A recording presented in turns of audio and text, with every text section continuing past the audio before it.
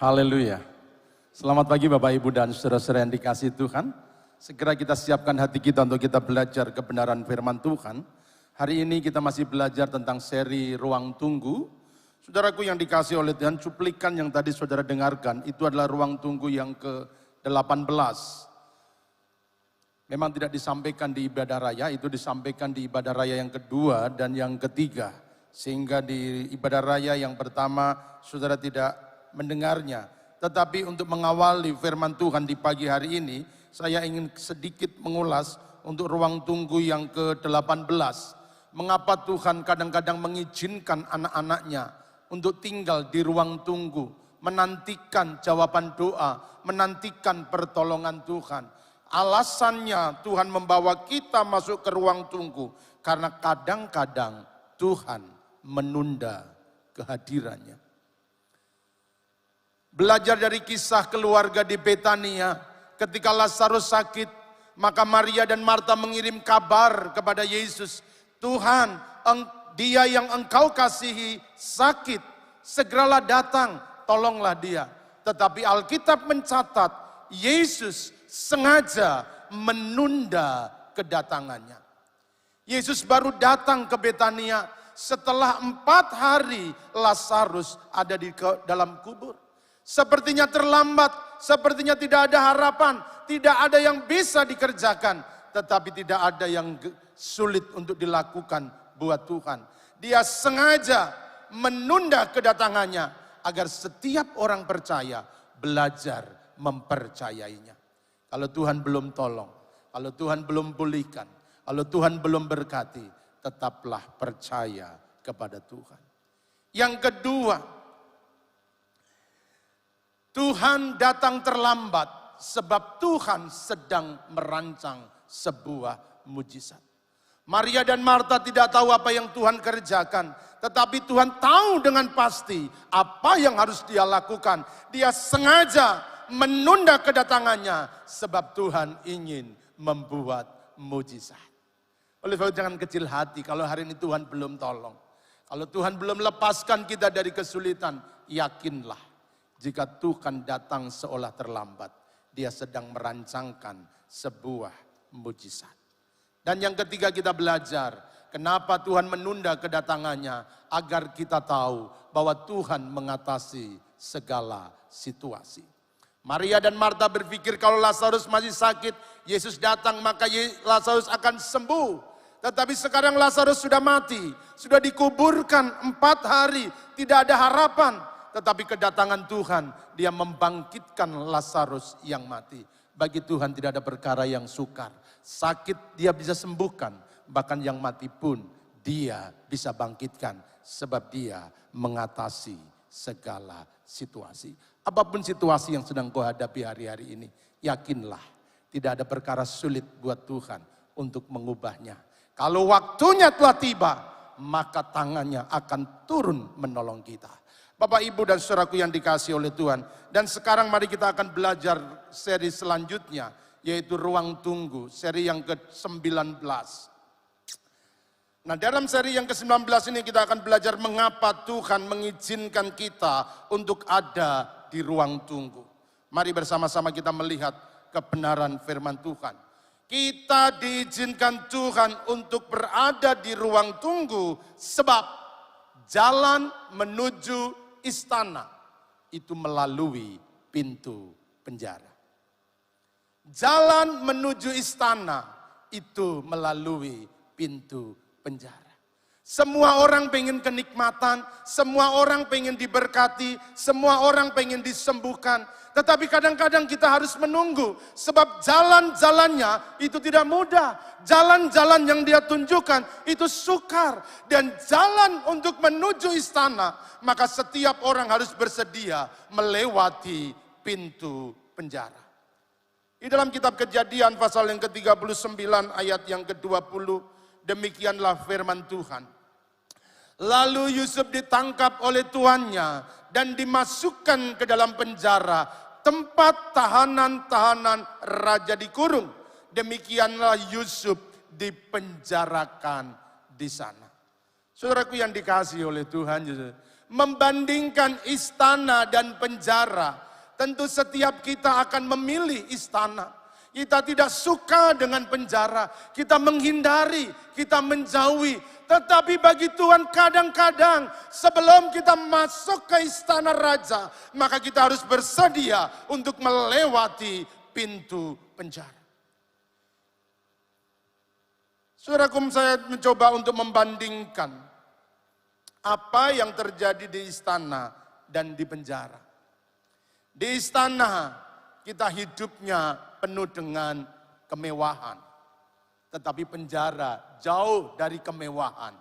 Penjara itu penuh dengan penderitaan.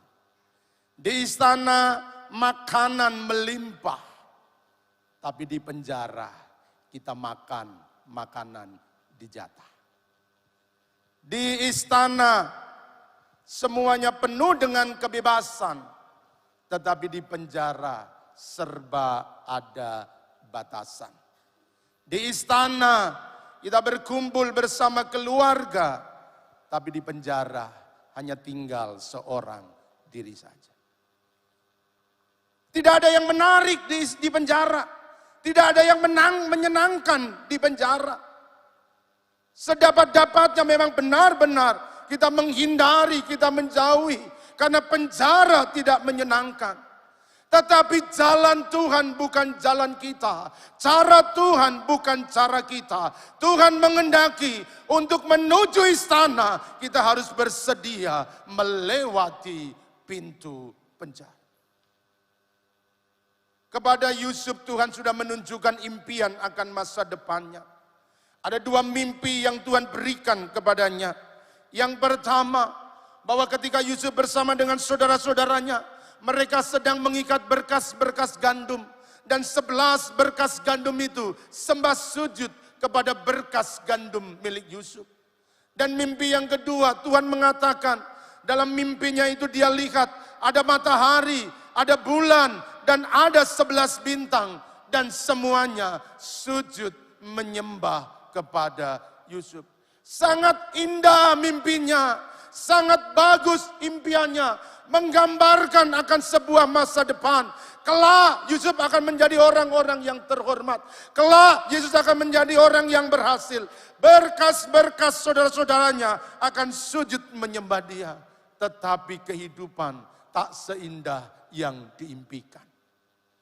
Hidup ini tak seindah dengan mimpi. Kadang-kadang kita punya impian yang indah. Kita merancang masa depan yang baik. Tetapi kenyataannya tidak terjadi seperti yang kita mimpikan.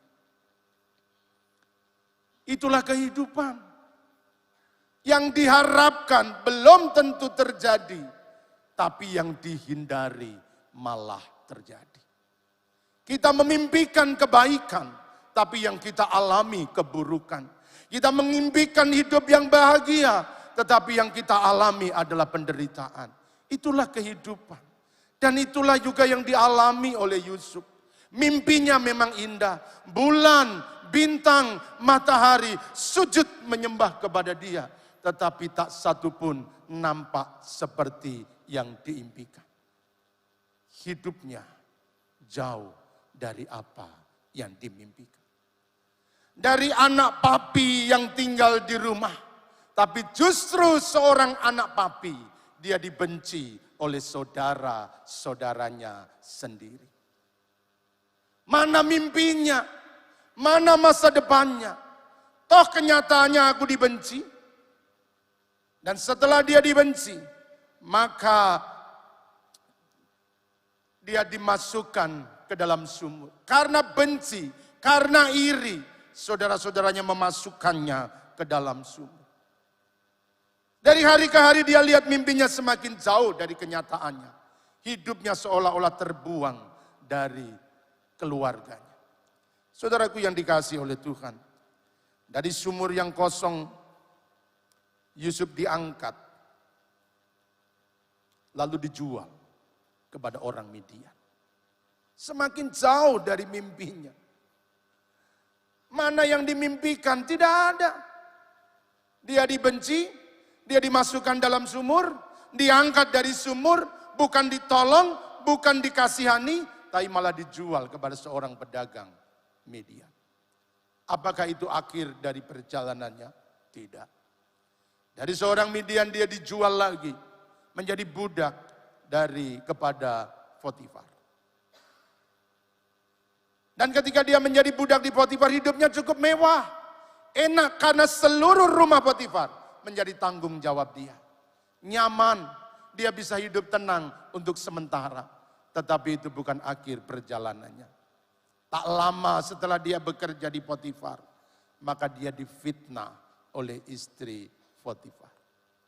Keji, menyakitkan. Dan dari fitnahan itu, melemparkan Yusuf masuk ke dalam penjara. Perjalanannya tidak menyenangkan sama sekali. Perjalanannya sangat sulit yang dia hadapi. Tetapi inilah jalannya Tuhan. Bahwa jalan menuju istana harus melalui pintu penjara. Yusuf diizinkan Tuhan untuk masuk ke dalam penjara. Karena dari pintu penjara itulah Allah akan membawanya untuk masuk ke istana raja. Saudara-saudaraku yang dikasihi oleh Tuhan.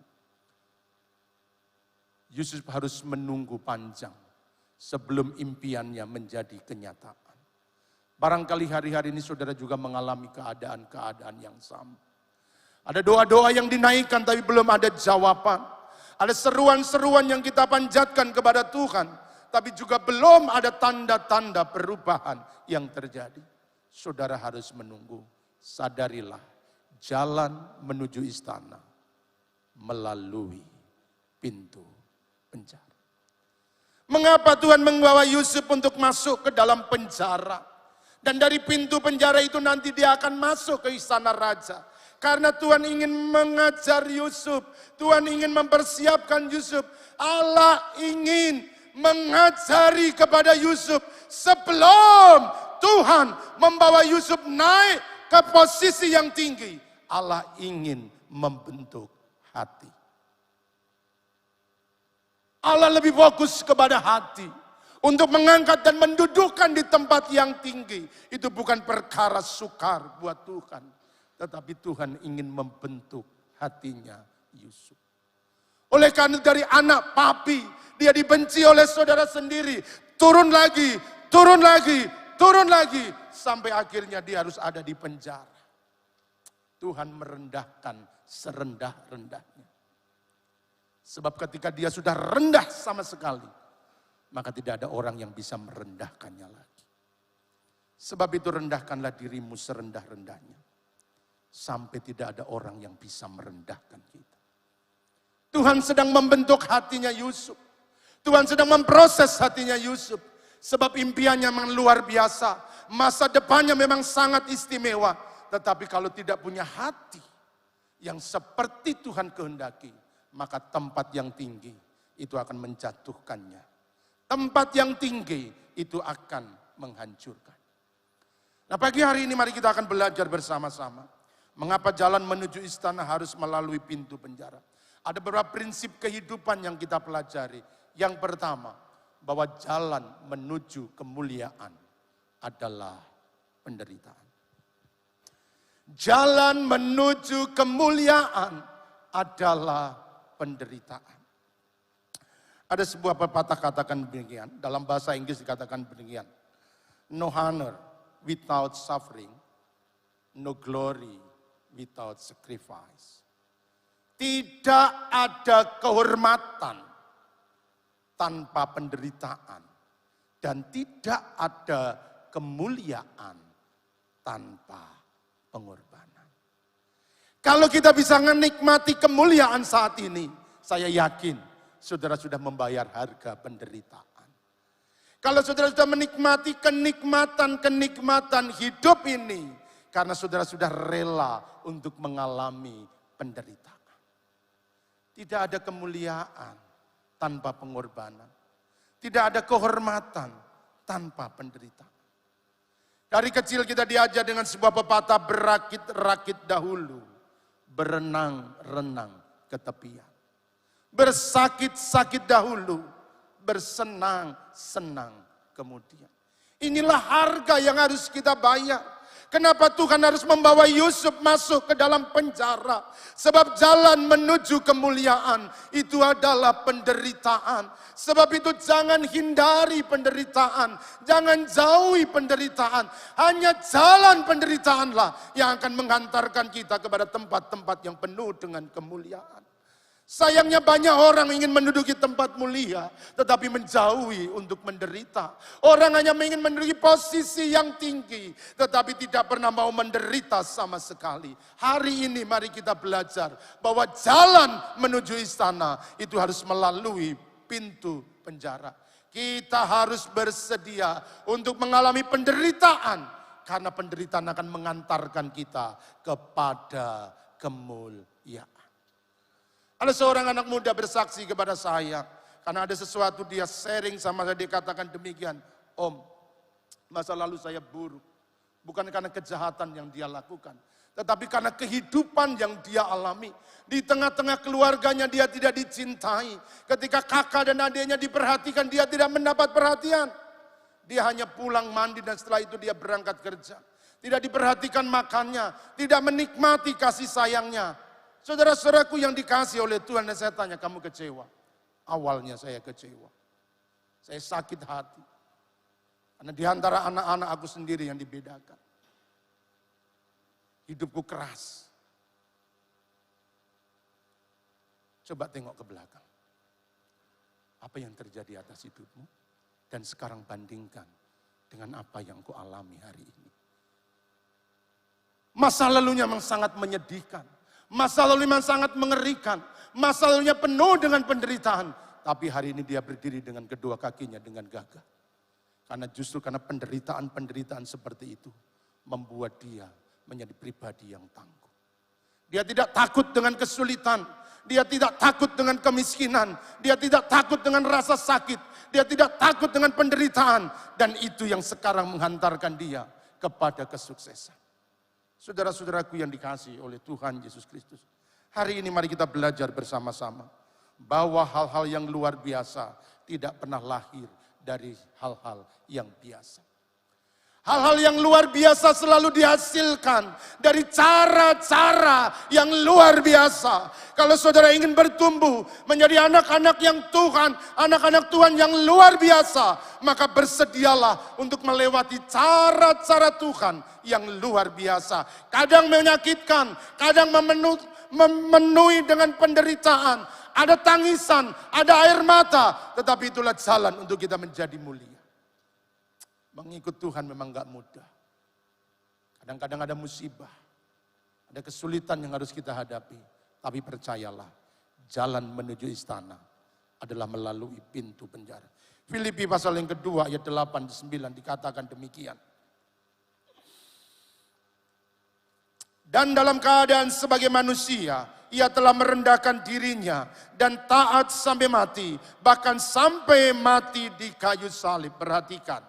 Itulah sebabnya Allah sangat meninggikan dia dan mengaruniakan kepadanya nama di atas segala nama. Yesus dihormati setinggi-tingginya karena dia sudah merendahkan diri sedalam-dalamnya. Yesus mengalami kemuliaan karena dia telah menyusuri jalan penderitaan. Via Dolorosa dia telah lewati jalan kesulitan, jalan penderitaan, bahkan sampai mati di atas kayu salib. Tetapi akibat dari itu Allah sangat meninggikan dia dan mengaruniakan kepadanya nama di atas segala nama. Syukuri untuk semua kesulitan yang kita hadapi. Syukuri untuk semua penderitaan yang kita alami. Karena jalan-jalan itu yang akan membuat kita menjadi kuat. Perhatikan saudara. Saya tulis seperti ini. Silakan dimunculkan. Untuk menjadi kuat, Anda harus bersedia menerima beban berat. Tidak ada yang membangun kekuatan Kalau kita selalu menghindari beban, hanya orang-orang yang melatih dirinya dengan beban dari hari ke hari, maka itu akan menumbuhkan kekuatan dalam dirinya. Lihatlah binaragawan, mereka memiliki badan yang kekar, mereka memiliki tubuh yang kuat, bukan dihasilkan dengan cara-cara yang mudah. Dari hari ke hari, mereka selalu mengangkat beban yang berat. Pagi, siang, malam, mereka terus angkat beban. Dan itu yang membuat mereka menjadi kuat. Saudaraku yang dikasihi oleh Tuhan, bukan kemenangan-kemenangan yang membuat kita menjadi kuat. Tetapi justru peperangan-peperangan yang kita hadapi dengan keberanian, itu yang menumbuhkan kekuatan dalam hidup kita. Kesulitan-kesulitan yang terus kita hadapi dengan penuh keyakinan, itu yang akan mengantarkan kita menjadi pribadi-pribadi yang kuat di dalam Tuhan. Sebab itu hari ini mari kita belajar bersama-sama bahwa jalan menuju kemuliaan itu adalah penderitaan. Semakin banyak penderitaan yang kita hadapi, kalau kita bersedia memberikan respon yang benar, maka penderitaan-penderitaan itu akan mengantarkan kita kepada kemuliaan-kemuliaan di masa depan. Anak-anak muda yang hadir pada pagi hari ini, camkanlah. Kalau hari ini engkau harus mengalami banyak penderitaan, banyak kesulitan dalam hidupmu, jangan mengeluh. Sebab itulah caranya untuk kita sampai kepada keberhasilan. 2 Korintus 4 ayat 17 dikatakan demikian. Sebab penderitaan ringan yang sekarang ini mengerjakan bagi kami kemuliaan kekal melebihi segala-galanya. Jauh lebih besar daripada penderitaan kami. Paulus punya keyakinan. Penderitaan ringan sekarang ini mengerjakan bagi kami kemuliaan kekal.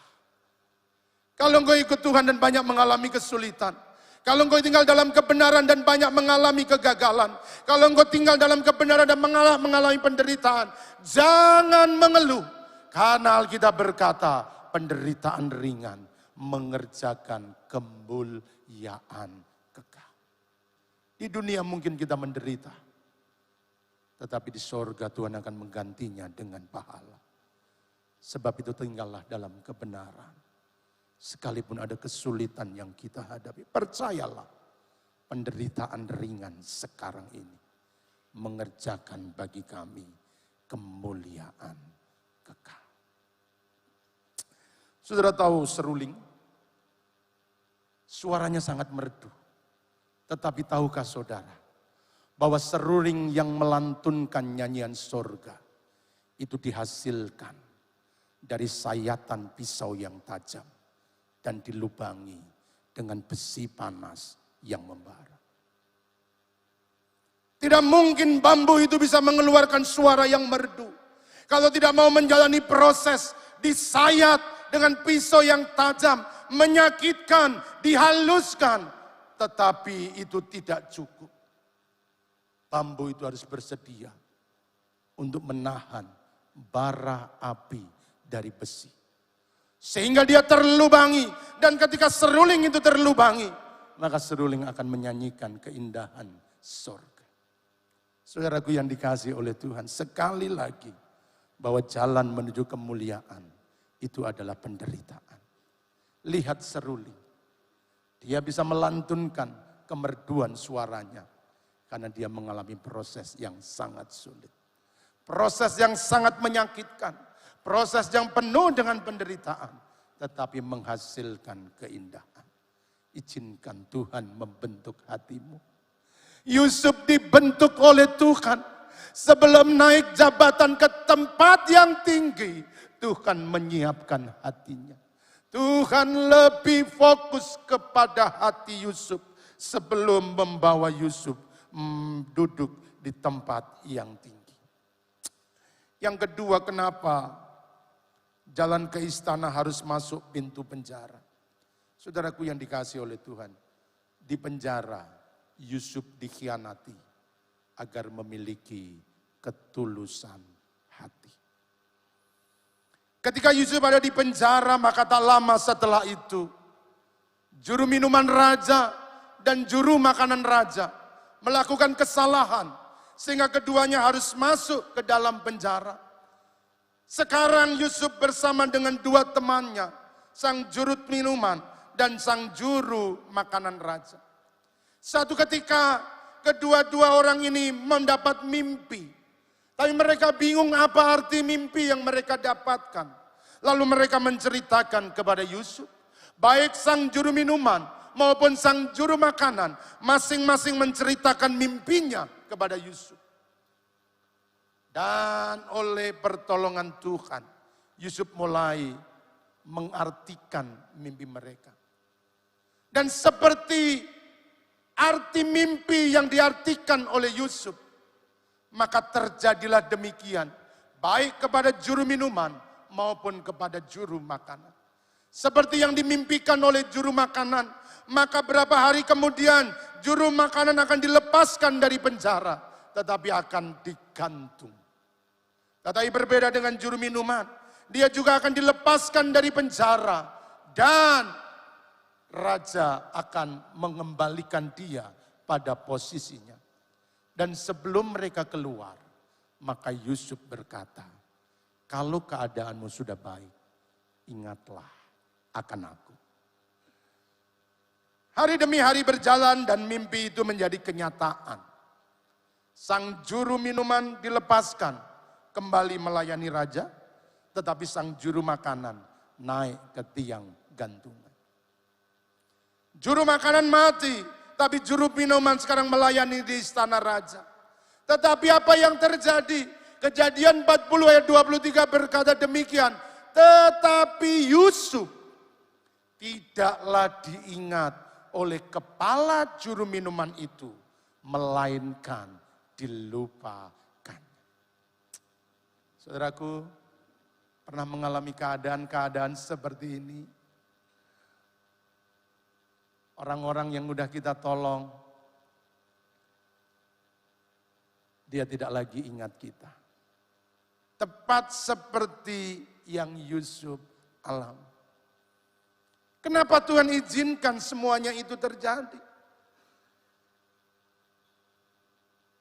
Kebaikan-kebaikan yang telah Dia berikan, dan sekarang tidak berbalas dengan kebaikan.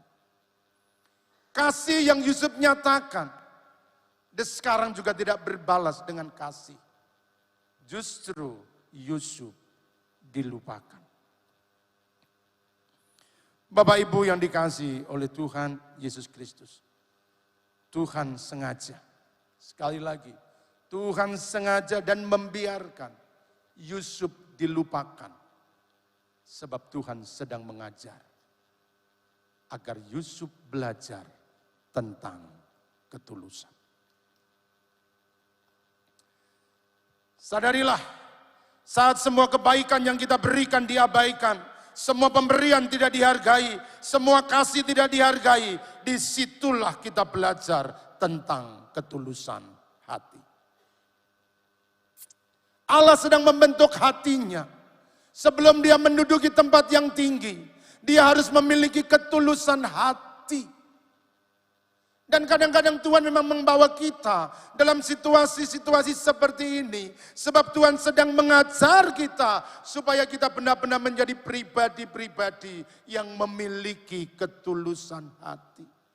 Dan caranya supaya kita punya ketulusan, maka semua kebaikan kita akan dilupakan orang. Semua pemberian kita akan diabaikan. Semua kasih yang kita curahkan akan tidak dihargai oleh orang. Karena disitulah akan menguji apakah kita benar-benar tulus hati atau ada unsur-unsur yang tersembunyi. Yusuf sedang dididik supaya benar-benar hatinya punya ketulusan. Kenapa Tuhan membawa Yusuf untuk memiliki hati yang ketulusan? Sebab dalam Mazmur 78 ayat yang ke-72, firman Allah berkata demikian. Mazmur 78 ayat 72, Ia menggembalakan mereka dengan ketulusan hatinya dan menuntun mereka dengan kecakapan tangannya. Saudaraku, kepemimpinan tidak cukup hanya dengan tangan yang cakap. Tetapi kepemimpinan itu butuh hati. Yusuf akan gagal memimpin kalau dia tidak punya ketulusan hati. Dia akan menjadi pemimpin besar yang sudah direncangkan oleh Tuhan. Itulah sebabnya Tuhan siapkan supaya hatinya benar-benar tulus. Ketika dia melayani rakyatnya, kita melayani para pengikutnya, maka dia tidak mudah kecewa. Karena dia punya ketulusan hati. Kami hamba-hamba Tuhan di sini terus dididik untuk melayani dengan ketulusan hati. Memberi tanpa pamrih, melayani tanpa menuntut imbalan, melakukan semua dengan ketulusan. Melayani banyak orang, banyak macam-macamnya. Banyak kebutuhan, banyak keinginan. Dan itulah sebabnya butuh ketulusan hati. Sehingga kita nggak gampang kecewa. Dan itu yang Tuhan kerjakan kepada Yusuf. Tuhan sengaja masukkan dia ke dalam penjara. Dan di penjara kebaikannya dilupakan. Semua yang dia berikan tidak dihargai.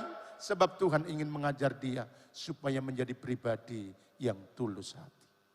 Hari ini, kalau misalnya kebaikanmu nggak dihargai, ingatlah Tuhan sedang membentuk hati kita. Tuhan sedang membangun ketulusan hati kita.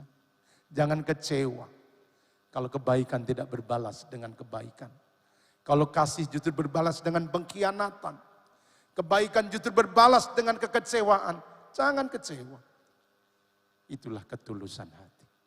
Bertumbuhlah menjadi pribadi-pribadi yang tulus. Supaya kita dapat menjalani hidup ini dengan penuh kesukaan. Dan yang ketiga, kenapa Tuhan membawa Yusuf masuk ke dalam penjara? Sebab kemenangan tidak ditentukan di mana kita berada, tetapi bersama siapa kita berada. Kejadian pasal 39 ayat 21 dan 23. Inilah yang Tuhan kerjakan bagi Yusuf di dalam penjara. Tetapi Tuhan menyertai Yusuf dan melimpahkan kasih setia kepadanya. Dan membuat Yusuf, perhatikan, kesayangan bagi kepala penjara itu. Sebab itu kepala penjara mempercayakan semua tahanan dalam penjara itu kepada Yusuf.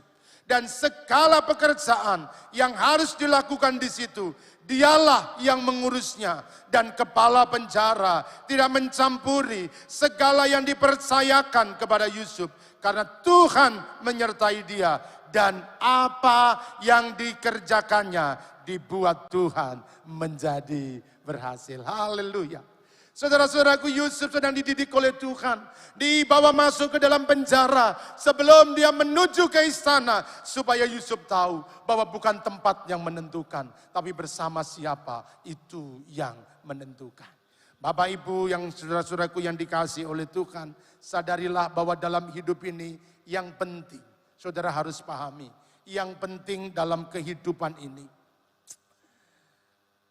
Yang pertama, bukan di mana, tetapi bersama siapa. Bukan di mana kita berada, tetapi bersama siapa kita berada. Itulah yang menentukan kemenangan. Kadang-kadang kita menyalahkan keadaan, kita menyalahkan situasi, kita menyalahkan lingkungan di sekitar kita. Tetapi bukan itu yang menentukan. Biar Yusuf di penjara, tetapi penjara tidak pernah memenjarakan hidupnya. Penjara tidak pernah memenjarakan masa depannya. Sebab dia percaya bukan tempat yang menentukan keberhasilannya. Tetapi siapa yang menyertai, itu yang menentukan masa depannya. Biar di penjara kalau Tuhan yang sertai. Penjara seolah-olah seperti istana. Barangkali saudara sehari-hari ini ada di tempat-tempat yang tidak menyenangkan. Tempat-tempat yang saudara pikir tidak menguntungkan. Mana bisa bisnis di tempat ini. Mana bisa maju usaha seperti ini. Sekali lagi bukan tempat yang menentukan.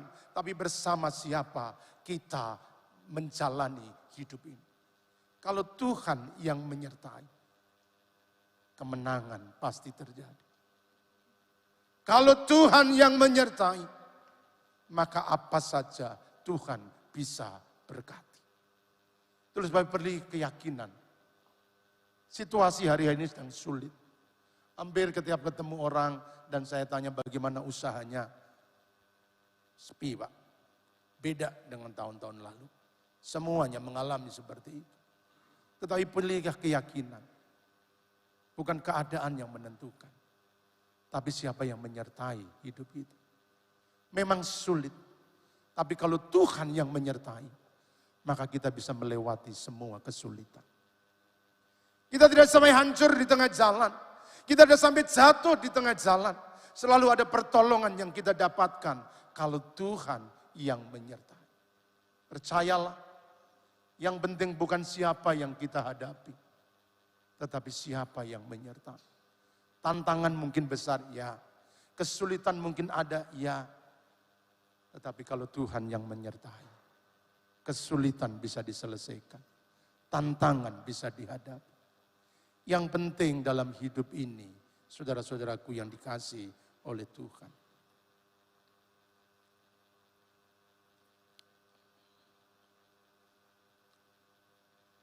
Bukan apa yang engkau alami, tetapi siapa yang menemani. Segala sesuatu boleh terjadi, tapi kalau Tuhan yang menemani, maka kita akan terus menikmati kasih karunia Tuhan. Bapak, Ibu, dan saudaraku yang dikasihi oleh Tuhan, kalau kita membaca Alkitab, maka kita melihat bahwa penyertaan Tuhan itu adalah penentu keberhasilan. Penyertaan Tuhan itu adalah penentu berhasil. Saya coba mendaftarkan kepada saudara sekalian, tolong LCD bisa dikeluarkan saja. Bersama Tuhan, laut Teberau yang membentang tidak jadi halangan perjalanan. Orang-orang Israel berkata, bagaimana kita bisa lewat? Ada laut yang membentang, ada musuh yang mengejar. Tapi bersama dengan Tuhan, maka tidak ada halangan yang tidak bisa dilalui. Laut Teberau tidak bisa menghalangi perjalanan menuju ke Kanaan. Bersama dengan Tuhan, panas terik matahari terasa teduh sekali meski berjalan di siang hari. Padang gurun bukan tempat yang nyaman untuk jalan kaki. Beda dengan Pai, saudara nyaman di pagi hari. Tapi padang gurun panasnya luar biasa. Tetapi terik panas hari di padang gurun tidak pernah menghalangi Israel untuk terus berjalan sampai ke Kanaan. Karena ada tiang awan yang menudungi. Penyertaan Tuhan itu menudungi sehingga mereka berjalan dalam keteduhan sepanjang hari. Saudaraku, kegelapan malam tidak pernah menghalangi perjalanan. Sebab bersama Tuhan, malam yang gelap dibuatnya terang seperti siang hari. Karena ada tiang api yang menyinari. Siang malam tidak ada kesulitan untuk berjalan. Karena ada Tuhan yang terus menyertai.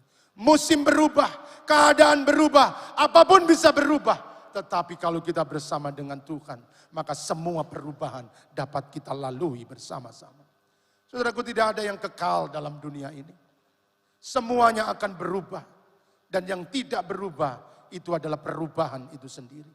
Ekonomi akan berubah, situasi akan berubah, musim juga akan berganti, apapun itu. Tetapi kalau ada Tuhan yang menyertai, perubahan-perubahan takkan pernah menghalangi Tuhan untuk memberkati kita. Bersama dengan Tuhan, singa-singa tak mampu membuka mulutnya. Daniel diancam dengan kematian, masuk ke dalam gua singa. Tetapi itu tidak mampu untuk membuka mulutnya. Karena ada Tuhan yang menyertai. Bersama dengan Tuhan, api yang berkobar tak mampu membakar. Raja berpikir Sadra, Mesa, dan Abednego akan hangus dimakan api dalam perapian yang menyala-nyala. Tetapi kobaran api tak bisa menghanguskan mereka karena ada Tuhan yang menyertai. Yakinlah akan penyertaan Tuhan. Yakinlah akan kebersamaan dengan Tuhan. Kalau kita bersama-sama dengan Tuhan, maka apapun kesulitan dan tantangan, kita pasti dapat menyelesaikan. Sebab itu tumbuhkan iman kita, bangkitkan keyakinan kita, dan mulai songsong masa depan bahwa apapun yang terjadi, ada Tuhan yang menyertai.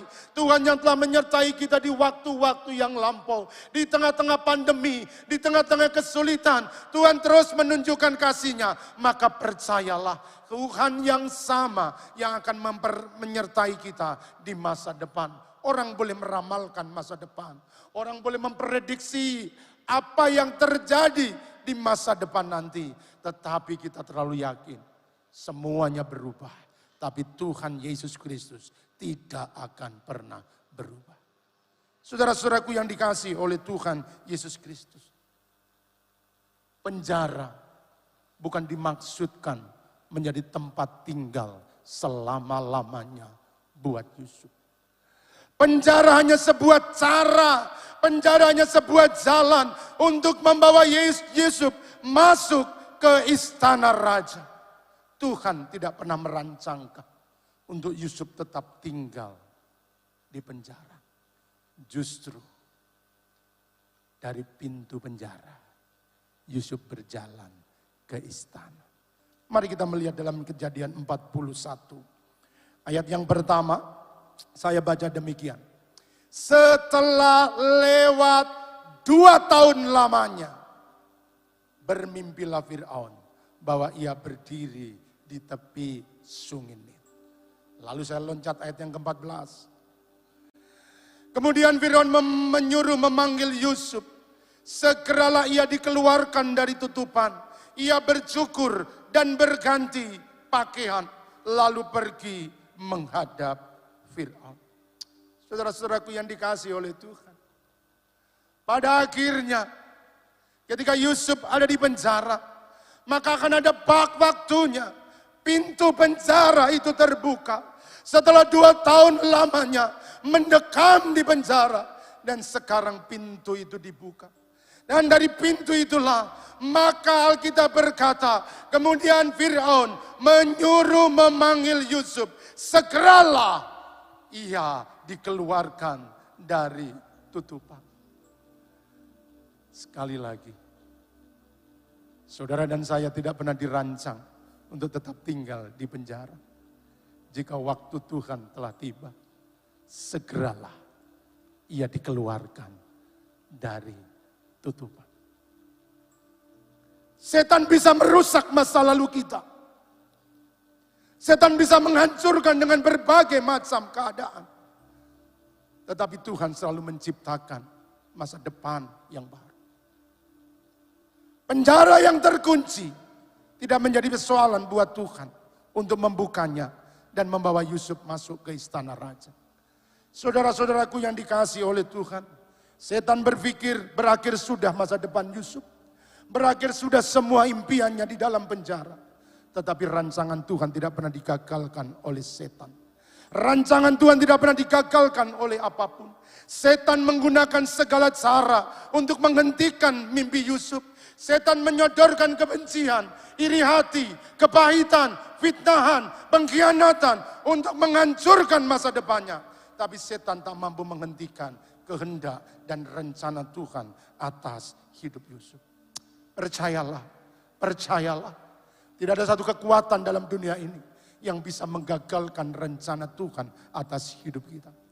Memang kita harus mengalami kesukaran, kita harus mengalami kesulitan. Sebab jalan menuju istana harus melewati pintu penjara.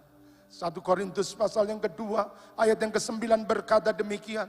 Tetapi seperti ada tertulis, apa yang tidak pernah dilihat oleh mata, yang tidak pernah didengar oleh telinga, dan yang tidak pernah timbul dalam hati manusia, semuanya disediakan Allah bagi mereka yang mengasihi Dia.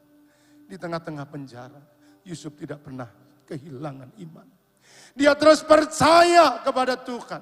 Dan apa yang tidak pernah dia lihat, apa yang tidak pernah dia dengar, apa yang tidak pernah dia pikirkan. Setelah 2 tahun dia ada di penjara, Tuhan membukakan pintu penjara dan mempersilahkan Yusuf waktunya dari penjara jalan menuju istana. Saudaraku yang dikasihi oleh Tuhan Yesus Kristus, tidak ada pernah orang yang menyangka bahwa pada akhirnya Yusuf dikeluarkan dari penjara. Siapa yang dapat menduga kalau setelah 2 tahun Yusuf dipanggil oleh raja? Semua tidak tahu, tetapi Tuhan tahu. Barangkali kita tidak pernah tahu apa yang terjadi di hari depan kita. Kita hanya tahu kesulitan yang kita alami, tapi percayalah, Tuhan tahu. Dari penjara, Tuhan akan membawa kita masuk ke istana raja. Tuhan memberkati.